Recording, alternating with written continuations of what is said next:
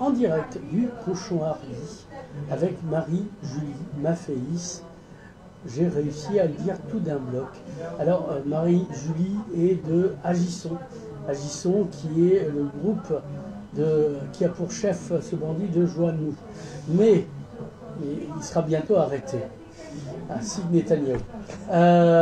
Donc, Marie-Julie, il se passe quoi demain qui justifie votre présence face à ma caméra? Alors demain, nous allons donc diffuser au cinéma de Saint-Cyprien le film Parfois il pleut. Ça sent rien ou Canet? Ah, c'est peut-être Canet parce qu'il n'y a pas de Canet, cinéma en Canet, alors, oui. Ça doit être au Club Ciné de Canet. Excusez-moi, j'ai fait une confusion. Donc effectivement, ce film, Un documentaire, voilà, Parfois il pleut, qui retrace l'histoire. Est-ce que c'est une formule maçonnique? Pas du tout. Il pleut mon frère, d'habitude, entre francs-maçons, quand il y a un profane qui arrive, parfois il pleut, donc on dit il pleut mon frère, rien à voir. Donc ce n'est pas un documentaire sur les francs-maçons. Du tout, du tout, du tout. C'est sur effectivement la grosse inondation de 1940 sur le département, où les trois fleuves ont débordé en même temps. Voilà. Donc on parle de l'Aïgoat, du fameux Aïgoat de 1940. Tout à fait, l'Aïgoat de 1940. Alors, quelle est l'utilité de parler d'un Aïgoat de 1940, donc qui date de la débâcle, au moment où, bon là il y a eu un peu d'eau récemment, mais c'est un pays de sécheresse. Qu'est-ce qu'on en a à faire, pour ne pas dire de manière plus crûment? Un pays de sécheresse, mais c'est comme tout dans le climat, c'est-à-dire qu'il y a des périodes et avec des événements climatiques qui sont plus marqués parfois côté sécheresse, mais parfois aussi côté intempéries. Et là, effectivement, on a ces risques de fortes pluies qui arrivent. On voit ce qui s'est passé il y a quelques semaines en Espagne et on n'était pas du tout à l'abri, c'était vraiment pas loin de chez nous. J'avais justement, moi, fait un petit article dans notre mouvement à ce sujet-là en disant on n'est pas à l'abri d'un épisode Cévenol. On n'est pas à l'abri d'être Balencia. Et pas que pour les tapas. Exactement, exactement. Donc je pense Parce que Balencia, ils ont eu 140 morts, un truc comme ça, ou plus. En plus, c'est proche des 300. Ah oui. Donc oui, non. Quand on aime, on ne compte pas. Tout à fait, mais c'est effectivement assez important. Et c'est d'autant plus d'actualité qu'on a quand même dans le département une bétonisation galopante. On a eu dans les années 90 une furia sur le lotissement. Oui, et ça continue. Pas que pour loger. Ah, ça continue. Oui. D'accord. Parce qu'il faut loger des gens, etc. Tout le monde veut des maisons individuelles. Alors, pas tant des maisons individuelles. Si on regarde, il y a pas mal d'immeubles aussi qui se construisent. Voilà, il y a bon nombre d'immeubles, il y a des lotissements, il y a un peu de tout, c'est galopant. Je ne suis pas dans la région depuis très longtemps, mais je fais le constat que j'ai rarement vu autant construire sur le secteur où j'étais que ces quelques dernières années. On vous dira que quand le bâtiment va, tout va, Marie-Julie. Paraît-il. Donc, s'ils le font, c'est qu'il y a une nécessité. Parce que le peu d'économie que nous avons, c'est parce qu'il y a du bâtiment et les rétrocommissions qui vont avec. Sinon, ça n'aurait pas lieu. Sinon, on serait obligé d'avoir une économie avec une biodiversité économique. Et à ce moment-là, tout le monde gagnerait sa vie. Et ça n'a rien à voir avec l'économie de la rente décrite par Henri Solence. Oui. Je veux dire, ça ne vient pas par hasard. Ne vous étonnez pas, moi qui vis ici depuis longtemps, voilà, je vous ai résumé un peu l'idée. Oui, tout à fait. Non, mais on peut dire effectivement que tout va, on peut essayer de le voir d'une manière positive. J'en suis pas si certaine. Étant encore effectivement en activité professionnelle, je ne sais pas si le milieu du travail est aussi important pour accueillir une manne de personnes encore, pour venir des travailleurs encore ici. Non, il y a des retraités et il y a aussi beaucoup de tourisme là derrière. Alors, pour reviendre à l'Aïgoat, oui. Qu'est-ce qui a passé, comme on dit chez nous? Qu'est-ce qui s'est passé?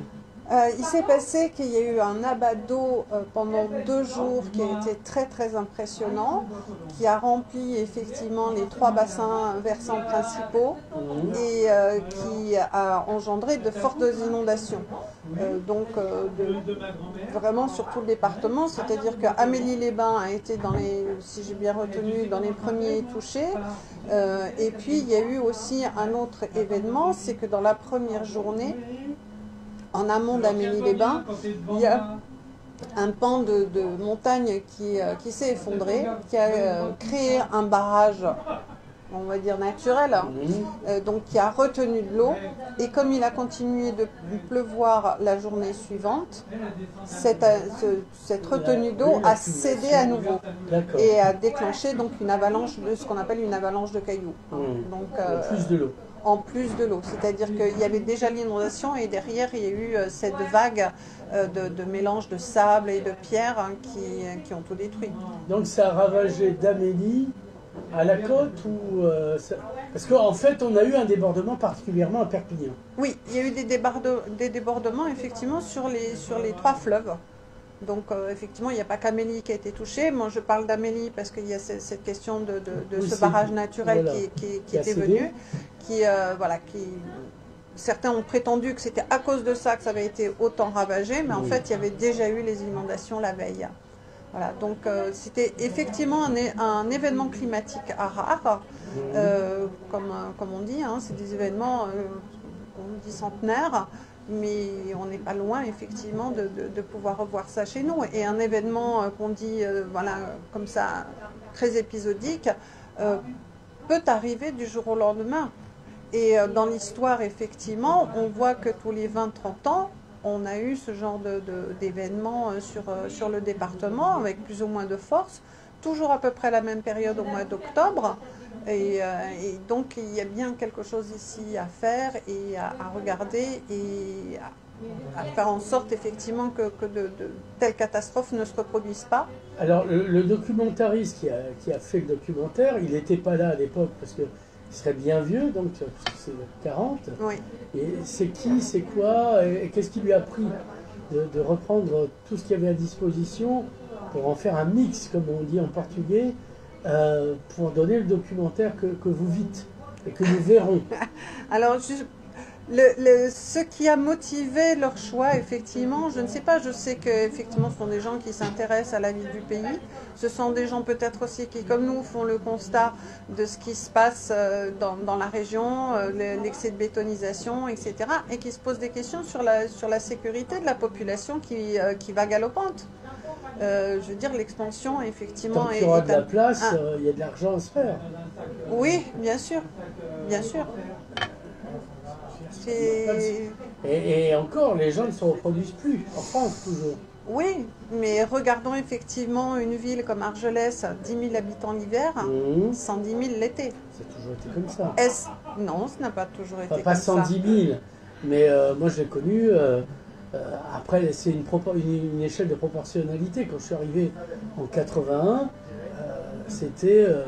il y avait même pas peut-être 3 000 habitants et encore.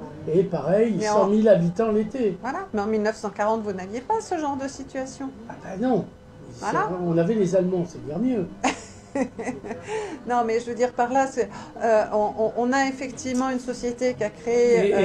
et pour une bonne et simple raison, c'est que c'était marécageux et plein de moustiques. Et ça n'a été démoustiqué qu'à partir des années 50, 60. Tout à fait, avec des politiques qui ont été mises en place pour favoriser effectivement le tourisme. Mais un tourisme galopant qui fait qu'on n'a plus que ça quasiment pour vivre, fait que ça pose question. Parce que du bâtiment, il y en a. Est-il habité réellement, concrètement? Voilà, on a des problèmes. Vous avez des soupçons sur les bâtiments qu'il y a sur la côte, notamment à Canet? Canet et ailleurs.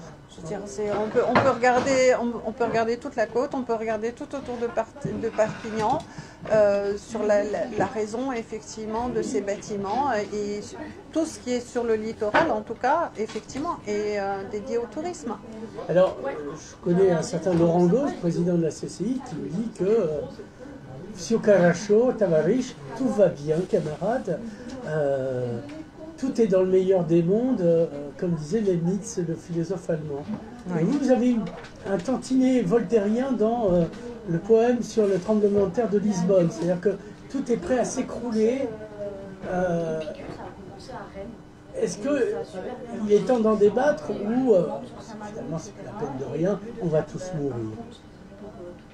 J'ai toujours trop d'espoir pour pouvoir dire ça. Oui, comme dans le fond du poème de Voltaire. Oui, j'aime beaucoup Voltaire. Je fais partie effectivement des candides. Voilà. Mais effectivement, c'est son ami Rousseau disait l'homme est un loup pour l'homme. En fait, non, c'est pas lui, ça c'est Hobbes. Hobbes Et Rousseau et Voltaire n'étaient pas amis. Hobbes, c'est dans le Léviathan, et encore, il reprend la formule. L'homme est un loup pour l'homme. C'est dans Alors nous n'avons pas fait les mêmes études parce qu'effectivement, pour moi, effectivement, c'était Rousseau.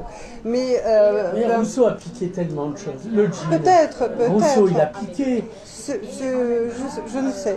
À Lévi-Strauss. Ce que je sais, c'est qu'effectivement, ils étaient voisins, Voltaire et Rousseau. Ils ont été amis une époque. Oui. Voilà. Ils sont fâchés. Il y en a un qui a fini à Ferney, l'autre qui a traîné ses guêtres en Suisse. Alors, ce n'était pas la Suisse à l'époque, c'était Versoix. Je connais très bien le territoire puisque j'y ai grandi. Tout ça pour en arriver là. Voilà, j'ai grandi à Ferney-Voltaire. Non, je n'ai pas dit que Ferney était suisse. J'ai dit que Rousseau était genevois. Alors, Genevois, d'accord. Je ne vois pas pourquoi d'ailleurs, mais bon. En fait, il habitait Versoix. Versoix était à l'époque un français. On parle de Voltaire, pas de Rousseau. Non, mais je vous parle de Rousseau, qui habitait Versoix, qui est à côté de Ferney-Voltaire. Ah, d'accord. Versoix était à l'époque français. Et il est devenu suisse par la suite. Après, il faut récupérer ça. Ah oui, voilà, ça c'était les accords avec les ducs de Savoie, etc., etc. Voilà, mais effectivement, Voltaire, donc... oui, voilà, c'était voisin. Mais c'est bien Hobbes. On vérifiera après. Probablement, c'est pas grave, c'est pas très grave. Mais bon, voilà. Il avait déjà piqué, mais on s'en fout. C'est pas ça le sujet. Arrêtez de changer de sujet. Bien sûr. Concentrez-vous. Oui, donc pour revenir. Donc, pourquoi on parlait de Homo homini lupus? C'était ça à la base du sujet. Ouais. L'homme est un loup pour l'homme. Oui, l'homme est un loup pour l'homme, effectivement. Mais l'homme est un loup pour l'homme, mais il a peut-être oublié que la louve est là pour défendre la meute. Et donc voilà, peut-être qu'on n'est pas là pour rien. Avec Romulus et Rémus, ça commence bien cette histoire. Tout à fait. Oui, on disait que en fait, l'étalement du patrimoine bâti est dangereux pour l'avenir du département. Alors,